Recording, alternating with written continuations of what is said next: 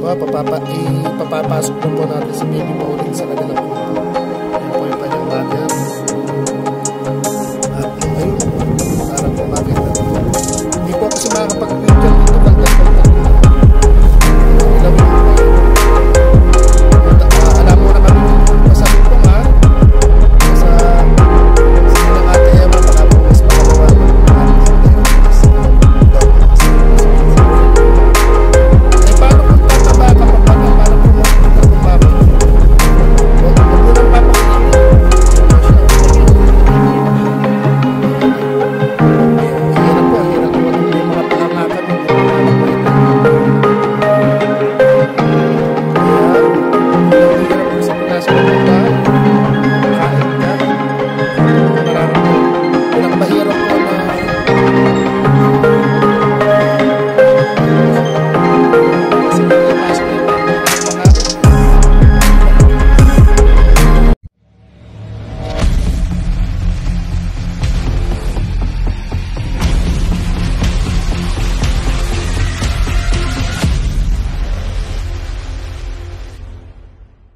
Yan na po si Baby Pauline. Ang lamig po dito sa mga ating mga sagip kaagapay po dyan na mga gustong mag-volunteer po sa ating ginagawa.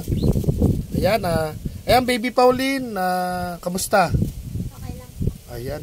Galing po siya sa nagpahangin po siya sa kalsada. Sumabit po sila sa kolong-kolong po ng kanilang tito.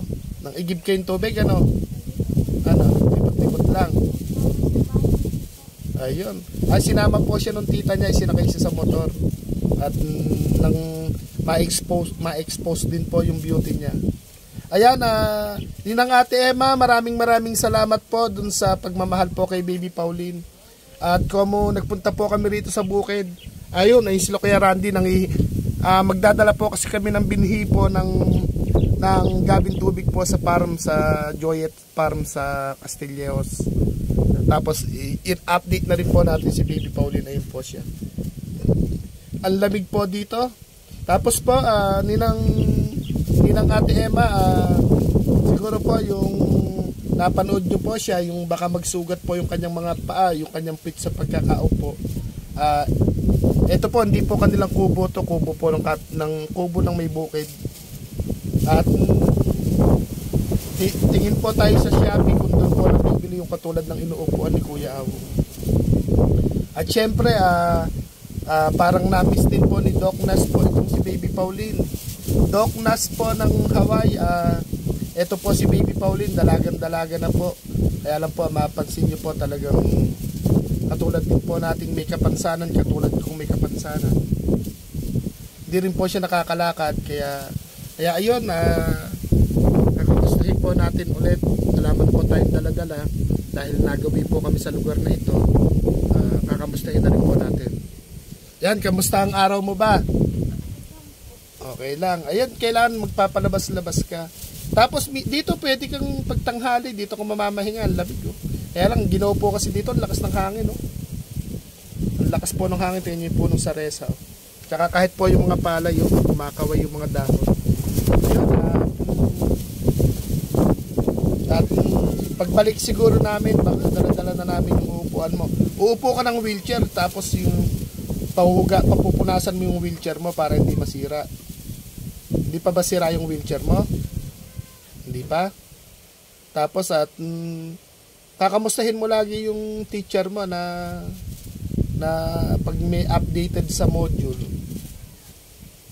Di ba sabi naman nun, pagka kung ano yung edad mo, ilulundag ka ng grade. Hindi ka naman magsisimula sa grade 1, di ba?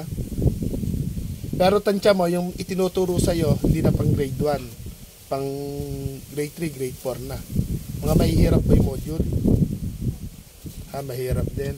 Ayan po, medyo malayo po ako kay Baby Pauline. Medyo hindi na ako marinig. Dito muna kayo. At kabuhat lang kay Pauline. At ayun, i-shoutout mo si Doc Nas TV saka si Ninang Ate Emma. Ayun po, Ninang Ate Emma, ito po si Baby Pauline. Punta po kami dito ulit. Nataan po kami dahil meron po kaming nilakad kay Tatay Hill. Tapos, Doc Nas, ito na po yung hinahanap niyo si Baby Pauline. Magandang bata po, pero sabi ko nga po, nakulong din po sa kapansanan na kagaya ni Kuya Aw. Pero dahil po sa pagmamahal po ninyong lahat, siyempre kasama rin po si Kuya Aw. Bigyan po natin sana siya ng lakas ng loob para harapin ang buhay na haharapin niya po pag siya nasa tamang edad na at tamang gusto. At sana magkaroon din po itong ng pangarap para po hindi po habang panahon kailangan niya yung si nanay niya maglalaba, maging matuto rin po sana maging independent. At syempre po, nag-aaral na po siya ng module, sana ma-expose din po yung beauty niya sa eskwelahan para po magkaroon po siya ng mga kaibigan din sa eskwelahan. Kaya yun, doon po sa mga magbo-volunteer po sa grupo po ng Sagip Kaagapay, sana naman po ito naman po hindi sa pilitan, sana po makabuo tayo ng small group po na yayakap po sa iba't ibang panig po ng Pilipinas, yahabang panig agad ng Pilipinas. Yan po si Baby Pauline. Baka mahulog ka ha, baka mahulog ka at siguro maya po update lang po natin hanggang mga 10 minutes o mag-vlog ka mag-isa mo dyan. Makipag-shoutout ka. Ayan, ayun, tumingin ka sa camera, Baby Pauline. At gusto ka mapanood ni Doc Nas TV, lalong-lalo na yung ninang mong si Ninang Ate Emma TV. Ayan, Ninang Ate Emma, Doc Nas, shoutout po at sa mga ninang at ninong po natin. At shoutout din po. At syempre, sinashoutout din po namin ni Baby Pauline, si Sir Boy at Sunog Kilay at si Ma'am Joy Domingo.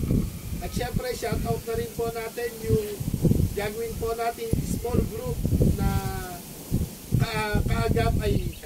Sagip Kaagapay po, na starting po siya ng 2024. Ito po ang taon na uumpisahan po natin yung ating small group na Sagip Kaagapay. Ito po si Baby Pauline po, mangangamusta po sa inyo at magpapasalamat at mag-shoutout. Ayan, ikaw na kasalita. At tumingin ka sa camera.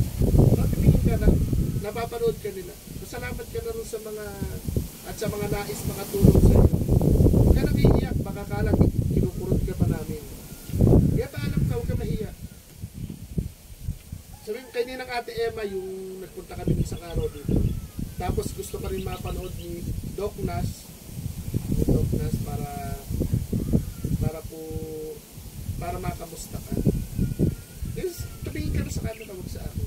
O sabihin mo lang na ganito, ganyan. Nagsusuot ka ng ginto, bakit ma-hold up ka dito sa bukid?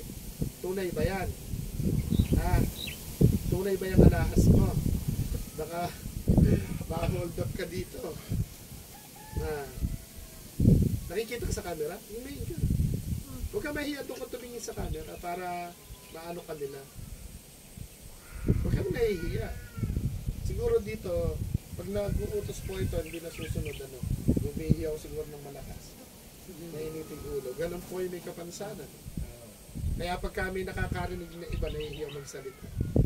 Yun ang kailangan po sana maituro natin sa kanya, yung hindi maging mahihiyain. Ako dati nahihiya din. Ultimo labas ng bahay, hindi ko lumalabas. Pero dahil sa mga payo ng mga kaibigan, hindi na ako nahihiya, matapang nahihiya ako. Naging walang hiya tuloy ako. Yung dapat paminsan-minsan, mawawala yung hiya mo. E tingin ka sa camera, napapanood ka sa halos iba't ibang bansa. Napapanood ka nila.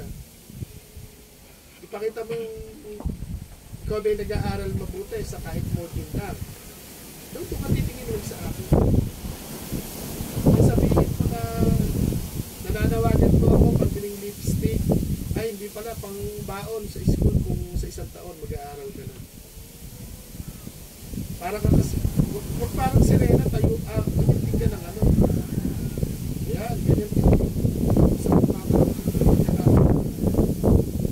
huwag mo binubuhat-buhat yan, hindi na umupo sa winter.